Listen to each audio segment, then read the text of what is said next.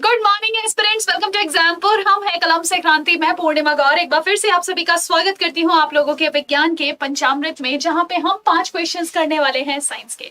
तो चलिए अपने क्वेश्चंस को करना स्टार्ट करते हैं। सबसे पहला क्वेश्चन आप लोगों से कहता है, निश्चेतक के रूप में प्रयोग किए जाने वाले रसायनों की पहचान कीजिए। तो बताइए इनमें से कौन कौन से ऐसे रसायन है जो निश्चेतक के रूप में उपयोग किए जाते हैं। पहला है नाइट्रस ऑक्साइड, दूसरा है ईथर, तीसरा है दोनों और चौथा है इनमें से कोई नहीं। तो बच्चे यहाँ पे ध्यान रखिएगा कि जो केमिकल्स जो आपकी निश्चेतक यानी कि आपकी जो चेतना है उस पर्टिकुलर भाग की खत्म कर देते हैं जहां पे इसको अप्लाई किया जाता है, तो वो कौन से हैं? एक तो है नाइट्रस ऑक्साइड और दूसरा हो जाता है ईथर। यही दोनों चीजें आपकी एनेस्थीसिया के रूप में इस्तेमाल होती हैं। इवन यहाँ पे जैसे आप लोगों ने देखा होगा कि बेहोशी के दवा के रूप में आप क्लोरोफॉर्म का भी इस्तेमाल करते हो, लेकिन क्लोरोफॉर्म हार्मफुल होती है, तो उसके बजाय फिर ये लाफिंग गैस और साथ साथ ईथर का इस्तेमाल होता है। और कुछ मात्रा में, मतलब जैसे जानवर आदि जो होते हैं उनके लिए क्या किया जाता है, अगर उनको ज्यादा मात्रा में कार्बन डाइऑक्साइड वाले क्षेत्र में रखा जाए, उनको एक साथ बहुत सारी कार्बन डाइऑक्साइड दी जाए, तो भी क्या होता है, वह निश्चेतक के रूप में कार्य करता है। ठीक है, तो चलिए पहला क्वेश्चन आई थिंक सो आपको क्लियर हो गया होगा कि एनेस्थीसिया के रूप में आप लोग नाइट्रस ऑक्साइड और ईथर दोनों को यूज कर सकते हैं। दूसरा क्वेश्चन आप लोगों से कहता है, what is the network of air tubes for gas exchange in insects. भाई देखो, जैसे ये जो आपके इंसेक्ट्स हैं, इनके अंदर जो एयर ट्यूब्यूल्स है जिनके माध्यम से आपका जो भी कीड़ा है वो अपने गैसेस को एक्सचेंज कर सकता है, उसके बारे में बात की गई है। तो जैसे यहाँ पे देखिए, जब हम इस मक्खी की बात करते हैं तो हम लोगों को यहाँ क्या दिखाई देता है कि ये जो आपको लाल और नीले रंग के जो भाग दिख रहे हैं, इसमें जो नीले रंग वाला भाग है ये क्या है बच्चे, इसका ट्रैकियल सिस्टम है। ठीक है, और यहीं पे इसके शरीर के अंदर जो है एक्सचेंज ऑफ गैसेस होगा। आपने अक्सर देखा होगा कॉकरोच जो होता है, जब उसको पानी में डाल देते हैं तो वो मर जाता है। क्यों मर जाता है? क्योंकि उसके अंदर जो गैसियस एक्सचेंज होते हैं वो ट्यूब्स के माध्यम से होता है। तो अगर हम यहाँ पे ट्यूब्स को ब्लॉक कर दे तो वो सांस नहीं ले पाता। अब यही ट्यूब्स जो है इसी के माध्यम से वो CO2 और ऑक्सीजन का एक्सचेंज करेगा।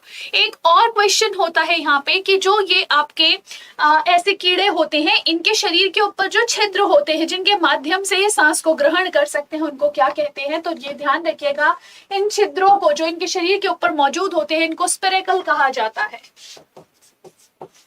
तो दोनों में कंफ्यूजन मत क्रिएट कीजिएगा, ठीक है। और यहाँ पे आप लोगों का जो इस क्वेश्चन में आंसर पूछा है कि जहाँ पे गैसियस एक्सचेंज होता है, गैस विनियमन होता है, वो जगह कीड़ों के अंदर ट्रैकिया होती है और वो छिद्र जिनके माध्यम से सांस को ग्रहण करते हैं, जैसे हमारे पास ये नास्य छिद्र होते हैं ना, नॉस्ट्रल्स होते हैं जिनके माध्यम से हम सांस को ग्रहण करते हैं, सांस लेते हैं, है ना।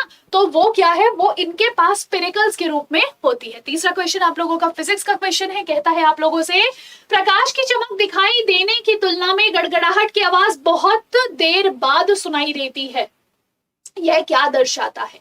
देखिए सीधी बात बोल रहा है कि जो लाइट की चाल है वह क्या है वह साउंड की चाल से ज्यादा है, ऐसा हमको इस बात से पता चल रहा है। तो यहाँ पे देखो, speed of sound is much less than speed of light. इन्होंने ये बात बोली है कि speed of sound is much less than, बहुत बहुत बहुत कम है। दूसरा है थ्राइस होती है स्पीड ऑफ साउंड लाइट के। तीसरा है speed of sound is twice the speed of light. और चौथा कहता है speed of sound is same as the speed of light. तो ये बहुत ही इजी क्वेश्चन है एंड शायद इसके ऑप्शंस भी काफी ज्यादा इजी दे दिया इन लोगों ने। यहाँ पे सीधी बात है, आपको देखो सिंपल सी चीज है, आप एक खरगोश को दौड़ा रहे हो, एक कछुए को दौड़ा रहे हो, कौन पहले जा पहुंचेगा? खरगोश सोया नहीं है रास्ते में, ठीक है। तो यहाँ पे कौन पहले पहुंचेगा उस रेस में? तो आप कहोगे ऑब्वियस सी बात है मैम, खरगोश तेज दौड़ता है कछुए के मुकाबले, तो वो क्या होगा, वो जो आपका खरगोश है वह जल्दी पहुंचेगा। तो यहाँ पे लाइट खरगोश है जिसकी स्पीड कितनी है, 3 × 10⁸ मीटर पर सेकेंड, यानी कि 3 लाख किलोमीटर प्रति सेकेंड। और जो साउंड है, जो ध्वनि है, इसकी स्पीड कितनी है? तो क्या कह दोगे मैम, 332 मीटर पर सेकेंड। तो देख लो कहाँ ये लाखों में खेल रहा है और ये 332 में है अटका हुआ। तो आप सिंपल सी चीज देखते हो कि आंसर क्या हो जाएगा कि मैडम स्पीड ऑफ लाइट जो है वह ध्वनि से बहुत बहुत बहुत ज्यादा होती है। ठीक है जी, नेक्स्ट क्वेश्चन आप लोगों का आ जाता है, ये बॉटनी का क्वेश्चन है। कहता है पौधे का कौन सा भाग कार्बन डाइऑक्साइड के अवशोषण की अनुमति देता है, यानी कि कार्बन डाइऑक्साइड को बाहर निकाल देता है और वाष्पीकरण के कारण पानी के नुकसान को सीमित करता है, यानी कि जो ट्रांसपिरेशन हो रहा है, यानी कि पौधों की पत्ती में से जो पानी उड़ जाता है, भाप बन जाता है, उसको भी नियंत्रित कर रहा है।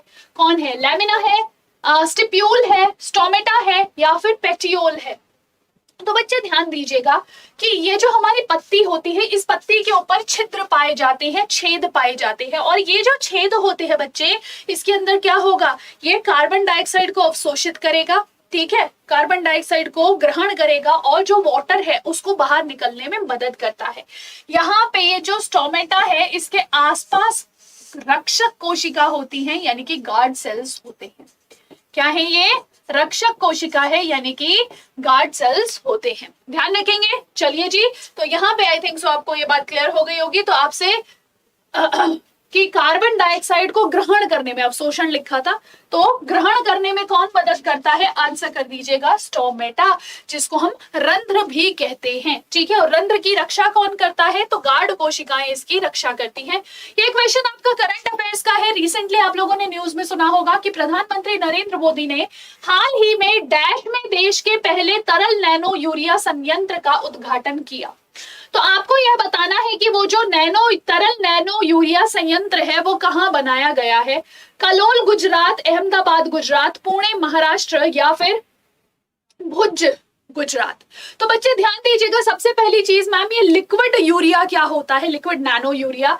तो बच्चे इसको जो प्रोड्यूस किया गया है ये इफको के द्वारा किया गया है। इफको की फुल फॉर्म आपके पेपर के लिए इंपॉर्टेंट है, Indian farmers fertilization cooperative limited, ठीक है। ये एक आपकी कंपनी है जिसके माध्यम से क्या किया गया है, इस पे रिसर्च की गई और अल्टीमेटली आपके पास नैनो लिक्विड यूरिया बन गया है।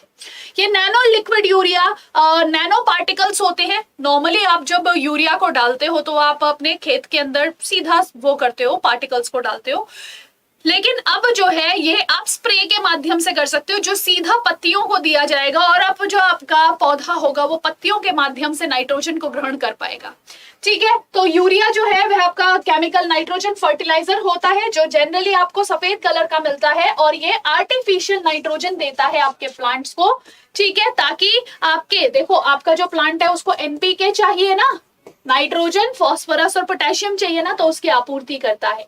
और यह जो है नैनो पार्टिकल की फॉर्म में आपका लिक्विड यूरिया है, ठीक जी, जिससे क्या होगा, पत्तियां डायरेक्टली नाइट्रोजन को ग्रहण कर पाएंगी। तो यहाँ पे ये जो इसका संयंत्र लगा है यह कलोल गुजरात के अंदर लगा है, ध्यान रखेंगे। तो चलिए फिर, आई जस्ट होप सो आपको आज का सेशन समझ में आया होगा और साथ साथ ध्यान रखिएगा कि आज सुबह 11 बजे एसएससी एग्जाम्स पर एग्जामपुर यूट्यूब चैनल पे हम लोग आपके लिए लेकर आए हैं, आप लोगों को एसएससी के एग्जाम्स या फिर कोई भी ऐसे एग्जाम्स जिसके लिए आप टारगेट कर रहे हो उसमें बुलंदी तक पहुंचाने का रास्ता आपको दिखाने आए हैं। तो आप में से जितने भी ऐसे सभी प्यारे छात्र हैं जो इस बुलंदी से जुड़ना चाहते हैं और जुड़ना चाहते क्या, आपको जरूर जुड़ना चाहिए। आप हमारे साथ जुड़िए सुबह 11 बजे एसएससी एग्जाम्स पर एग्जामपुर पर। आज आप इवन जाके अभी सेशन को लाइक और साथ साथ रिमाइंडर सेट कर सकते हो ताकि यूट्यूब भी आपको नोटिफिकेशन भेज दे। और अगर आपको क्लास अच्छी लगी हो, सेशन अच्छा लगा हो तो नीचे कॉमेंट सेक्शन में मेंशन कीजिएगा, और अगर क्लास अच्छी नहीं लगी तो रीजन मेंशन कीजिएगा कि मैम क्लास इसीलिए अच्छी नहीं लगी। आप लोगों के कॉमेंट्स मेरे लिए सोर्स ऑफ मोटिवेशन होते हैं। तो चलिए आज की क्लास को यही विराम देंगे। This is Purnima Gaur signing off. Take care. Bye bye.